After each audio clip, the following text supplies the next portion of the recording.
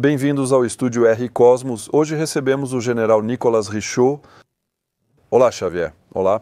Hoje vamos falar sobre a situação na Ucrânia, sobre a possibilidade de haver um avanço de um lado ou de outro. Primeiro, vou lembrar que em março de 2023, tivemos uma conversa na qual você dizia na época que não havia potencial. Os ucranianos, apesar da preparação da frente reforçada, não tinham massa, aviões de caça, sistema de desminagem e projéteis de artilharia. Você estava certo. Hoje estamos em uma situação que mudou muito em relação àquela época? Infelizmente não, e nem de um lado nem do outro.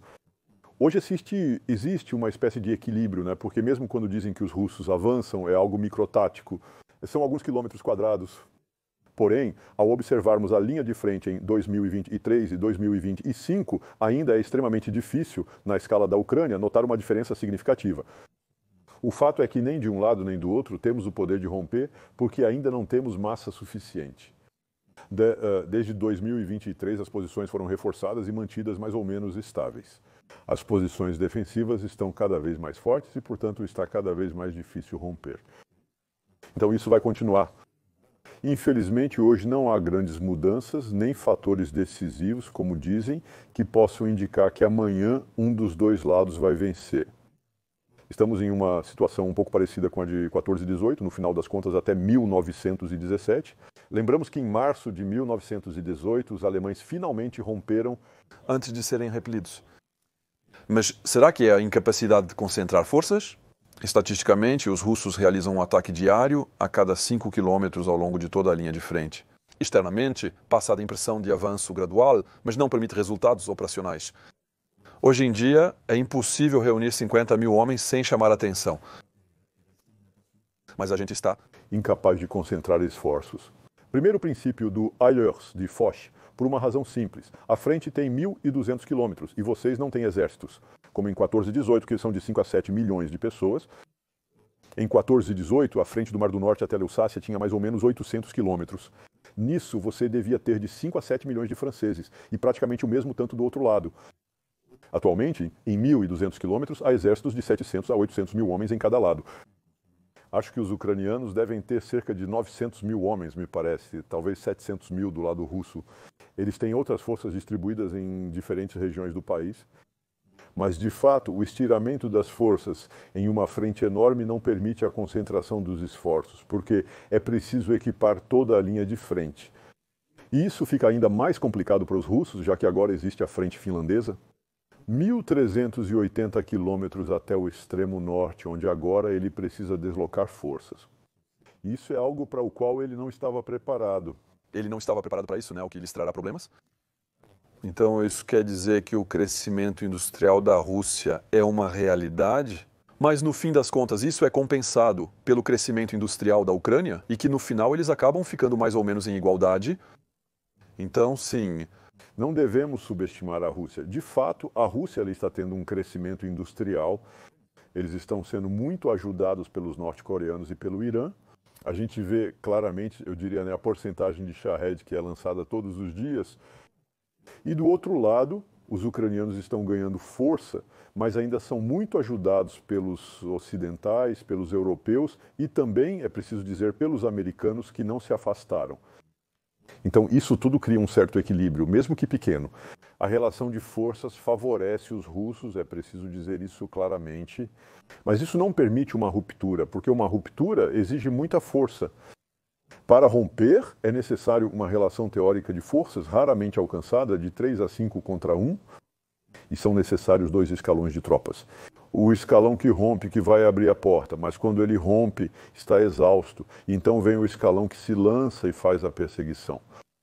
Então, você percebe a quantidade de blindados, homens, munições e logística que é preciso acumular para poder fazer um movimento desses? Nenhum dos dois lados hoje tem esses meios.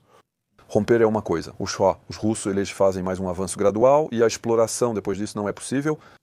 Mas após 2 ou 3 anos com uma linha de frente quase estagnada, hoje em dia, mesmo levando tempo, mesmo tendo massa, dá para imaginar ser capaz de passar por todos esses campos minados, todas essas trincheiras e toda essa preparação que foi feita.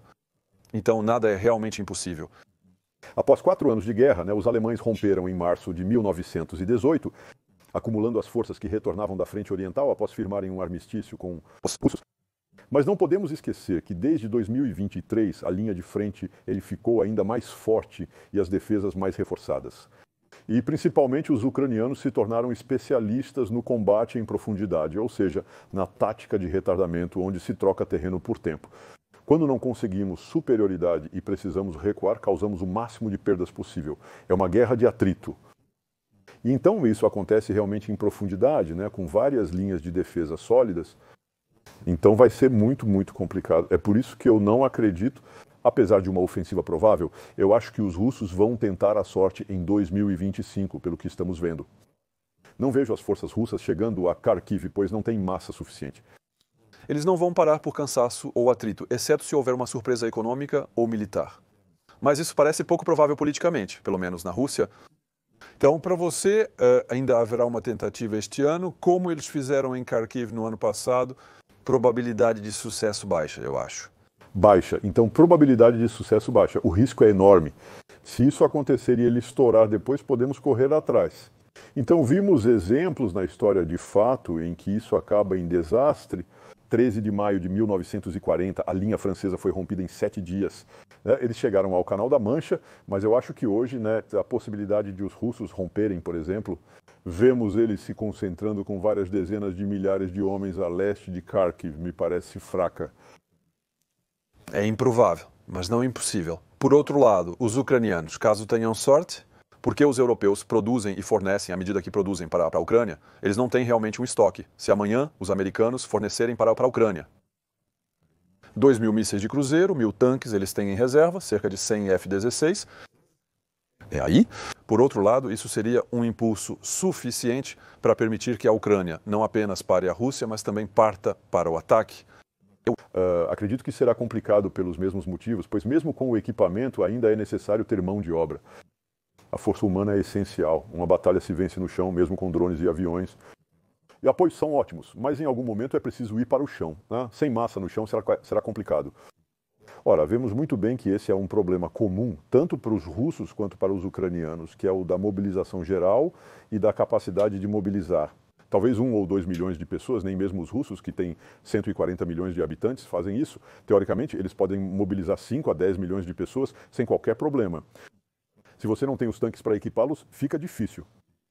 Mesmo que os ucranianos recebam tanques e equipamentos amanhã, por exemplo, resta o problema do que chamamos de manning em italiano, ou seja, como equipar esses equipamentos com dezenas de milhares de pessoas. E também lembro que se você quiser aumentar a capacidade, o exército ucraniano não é apenas um homem. Equipamento, fuzil, uniforme, etc. Também é necessário estabelecer uma logística e montar estados maiores. Estados maiores são compostos por oficiais, tenente-coronel, coronel, que tem 25 anos de experiência. Então, isso você não encontra debaixo da pata de um cavalo. Então, você será obrigado a esticar o exército para poder montar as novas unidades. E isso traz fraqueza. Então, não é impossível, mas é muito complicado. Leva muito tempo para recriar forças. Que não existem.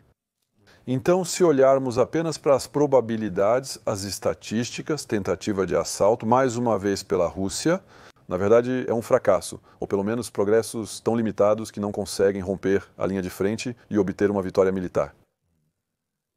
Nesse momento, por cansaço, né, os dois protagonistas seriam forçados a um cessar-fogo inativo. Não necessariamente, pois eu acho que um dos objetivos imediatos de Vladimir Putin é completar os oblastos que não foram totalmente conquistados, ou seja, esses 4 oblastos, 5 com a Ucrânia que estão integrados de fato, não formalmente, não legalmente à Federação Russa. Eles têm praticamente todo o oblast de Lugansk, portanto podemos dizer que isso está praticamente garantido para eles. Mas os oblasts de Zaporizhia, Donetsk, Kherson, não são absolutamente. Resta 1/3, mais ou menos, entre 25% e 1/3, para conquistar em cada um desses oblasts. E eu acho que Vladimir Putin, como vemos hoje nas negociações com Trump ou com Nanterny, não vai parar antes de atingir esses objetivos imediatos, que são realmente alinhar esses oblasts com a Constituição como ela foi modificada. Militarmente, ao observarmos o aspecto tático e a evolução dos métodos de emprego e engajamento das forças no terreno, o que se nota? Você acha que os russos aprenderam, apesar dos assaltos contínuos? Ou eles ainda estão presos às táticas soviéticas? Na verdade, tem um pouco dos dois.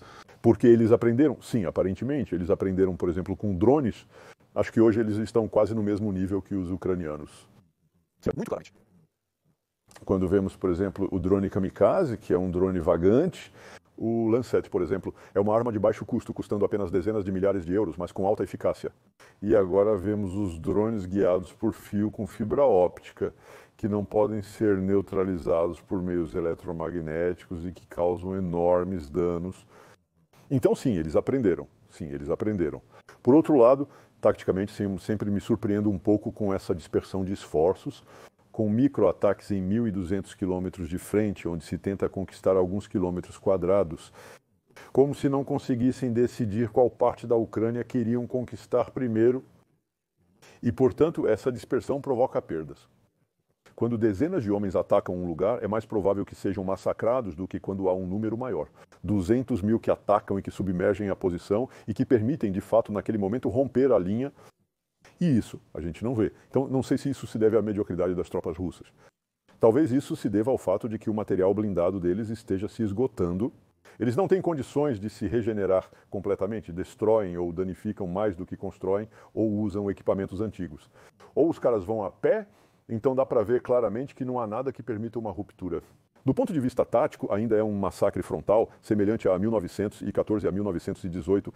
Não se vê, do ponto de vista tático ou mesmo operacional, uma revolução de pensamento entre os russos. No final, o progresso deles foi no desgaste contra os ucranianos, com os drones, mas no fim das contas, no método deles de empregar e engajar as forças para causar... Tecnicamente, os assaltos progrediram, isso é absolutamente certo. O exército que invadiu a Ucrânia em 2022 progrediu em vários aspectos. Mas do ponto de vista da tática global e da capacidade de impor sua vontade ao inimigo, porque esse é o problema da liberdade de ação. Afinal de contas, esse também é um dos princípios da guerra, a liberdade de ação.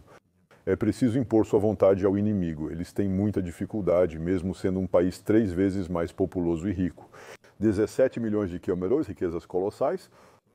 Eles não conseguem derrotar a Ucrânia, mas esta enfrenta dificuldades. Não nos enganemos. Você acha que teremos um cessar-fogo este ano? Então, é possível, mas nós... Não somos videntes? Nós não somos videntes, quero dizer, nós não somos videntes. É possível, mas eu tenho dúvidas desde o começo. Ao observar as negociações, acredito que o objetivo imediato dele é chegar aos seus oblasts. O objetivo final pode ser a conquista da Ucrânia, mas para mim, os objetivos imediatos dele são realmente a conquista dos oblasts. Aliás, isso é praticamente uma condição prévia. Para os russos, é praticamente uma condição prévia ao cessar-fogo. O cessar-fogo, como vimos, vocês se retiram primeiro de lá e depois negociamos.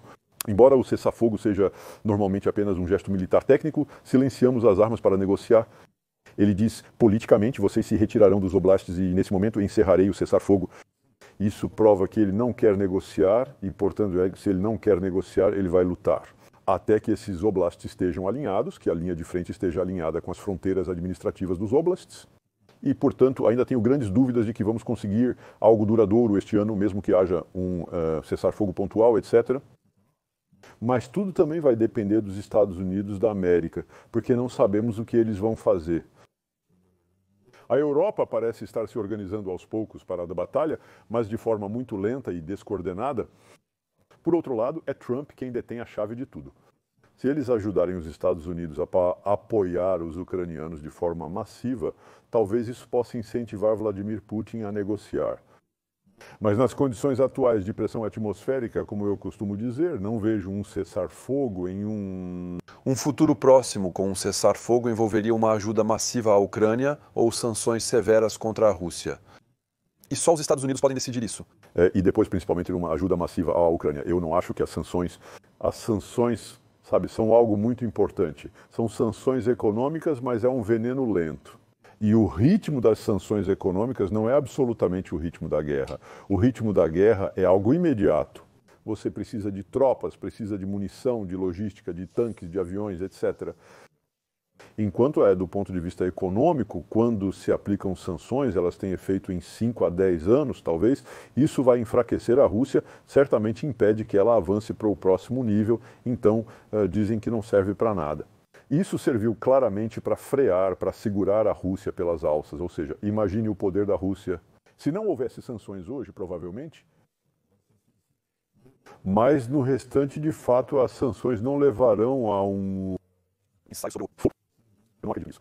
Por outro lado, uma ajuda maciça anunciada dizendo: já que você não quer negociar agora, vamos ajudar massivamente a Ucrânia com armas de longo alcance, sem restrições. Acho que o apoio americano teria um efeito sobre a Rússia. Mas não estamos indo por esse caminho. Atualmente, não vejo os Estados Unidos com Trump seguindo nessa direção. Continuaremos tendo milhares de perdas semanais, como se nada estivesse acontecendo. 1.000 por dia, ao que parece, aproximadamente mortos. Feridos, etc. Várias centenas de baixas do lado russo. Do lado italiano, mesmo que eles estejam defensivos. Provavelmente. Bom, Geraldo, muito obrigado. Com prazer, até breve. Esperamos que vocês tenham gostado e dizemos até muito em breve no estúdio R Cosmos.